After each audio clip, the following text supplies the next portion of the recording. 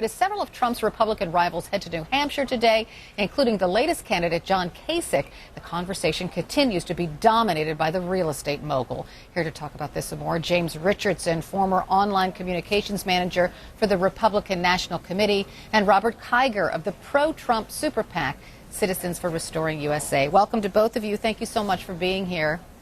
Thanks, Carol. Good morning, Carol. Good morning, James. Good morning to everyone. I was reading the conservative blog Red State this morning, and Eric Erickson had an interesting take on the popularity of Trump.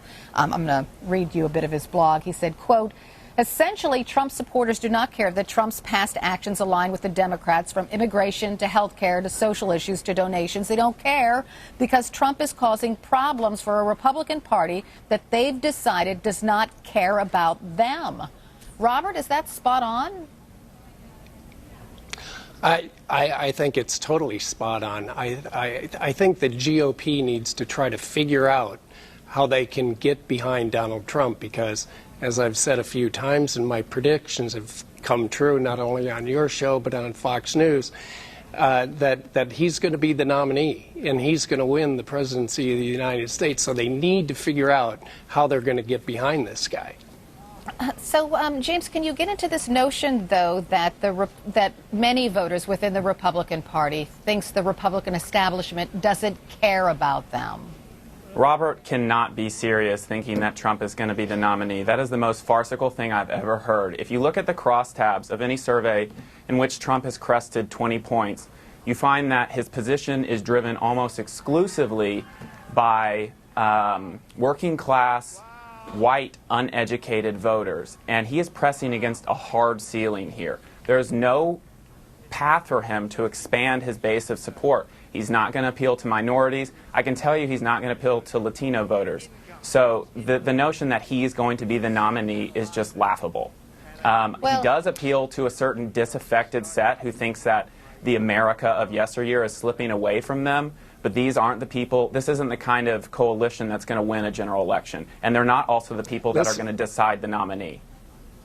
James, America's slipping away from everybody. CNN did a poll last year where 59% of Americans thought the American dream was no longer achievable. So when he stands up with his bluntness, his honesty, his truthfulness, he speaks from his heart, and that's galvanizing to people. I don't think anybody's been any more galvanizing since Ronald Reagan. And I think you're wrong about the Latino thing because I'm sitting down here in a hotbed of legal immigration in Florida, and I have a lot of friends. And let me tell you something. Those guys that have come here and done all the hard work and did everything right, they're mad about the folks that are just walking across the border and taking their jobs away from them. And James, Donald Trump is going to tap into that. He's going to go to I think later this week, he's going to go to the Texas-Mexico border and, kind of take a tour with U.S. border agents. So he's sticking with his plan. Robert seems to think that Donald Trump speaks from his heart, but Trump changes his position more often than regular people change their underwear. He's for the stimulus, he's against the stimulus. Some days he likes Rick Perry, other days he doesn't. This is a man who reinvents himself for the moment. He praised Hillary Clinton as a phenomenal negotiator. He said that she would have been a great nominee, that she would be excellent as Secretary of State, and now he's calling her the worst Secretary of State in the history of the United States. But James, don't you think he's been consistent on one thing, his dislike of President Obama? And isn't that what's really driving this? Because there's a certain core of Republican voters who think that the Republican majority Congress has allowed the president to get away with things. They haven't been able to hold him accountable. I would counsel people who gravitate towards Trump simply because he bothers the left so much to consider the possibility that if you have a President Trump, what do you think he's going to be able to move through a Congress that is divisive and totally locked up? Trump is in no way a uniting figure. What would a Trump administration accomplish?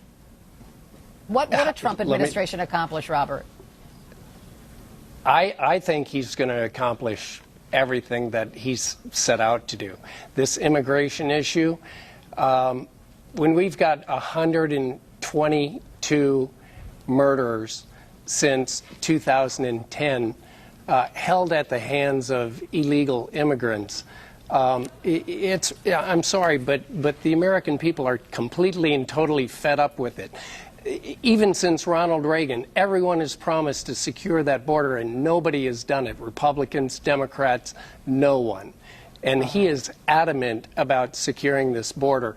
There's so many stories. 15 days ago, a beloved sportscaster in Oklahoma City, Bob Berry, never even made the news. He was killed at the hands of an illegal immigrant that had been deported 3 times. The guy was drunk, on cocaine, had cocaine in his car. The list goes on and on and on. I have to leave it there. I apologize. I have to leave it there. Thanks to both of you. I so appreciate it. Robert Kiger, James Richardson. Hope to have you both back. Thanks, James. Thanks, Carol. Take action. Shape the election. Support Restoring USA today.